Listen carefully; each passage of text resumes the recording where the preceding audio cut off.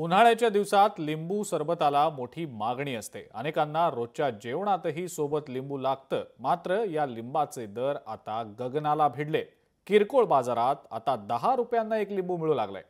पण लिंबाचे दर एवढे भडकण्याची कारण नेमकी काय आहेत आणि लिंबाचे दर कमी कधी होणार असा सवाल सर्वसामान्य करतायत। पाहूया त्याच संदर्भातला हा रिपोर्ट।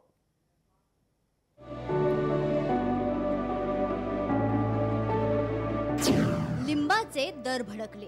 एक लिंबू 10 रुपयांना। उत्पादन कमी झाल्यानं लिंबाचे दर वाढले। लिंबाचे दर कमी कधी होणार? अहिल्यानगरचा श्रीगोंदा तालुका हा लिंबांचं आगार म्हणून ओळखला जातो। श्रीगोंदा कर्जत जामखेड तालुक्यात सुमारे 7000 हेक्टर इतकं लिंबांचं क्षेत्र आहे।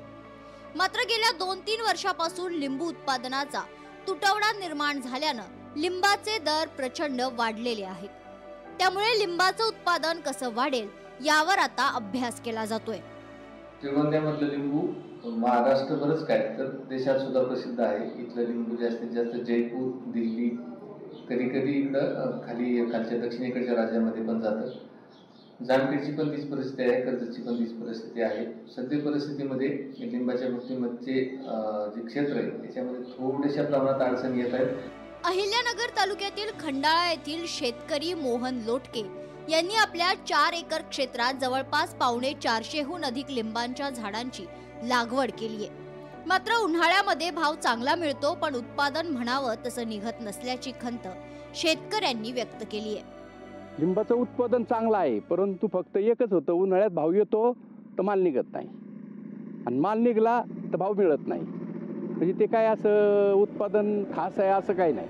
कृषी उत्पन्न बाजार समितीमध्ये लिंबाची आवक कमी झाली आहे। त्यामुळे होलसेल मध्ये लिंबाला 80 ते 100 रुपयांचा दर मिळू लागलाय। विजापूर त्यानंतर खानदेश या भागातले लिंब भरपूर येतात।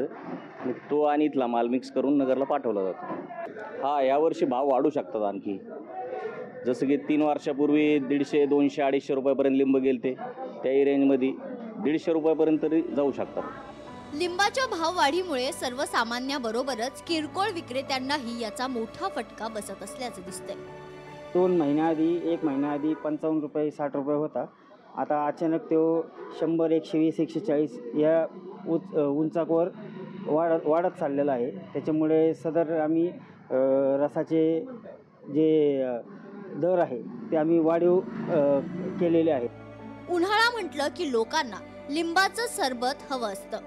काही लोक उसाचा रसही पितात, मात्र त्यातही लिंबू असतंच।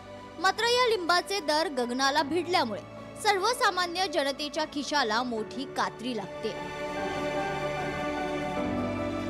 संतोष आवारे, लोकशाही मराठी, अहिल्यानगर।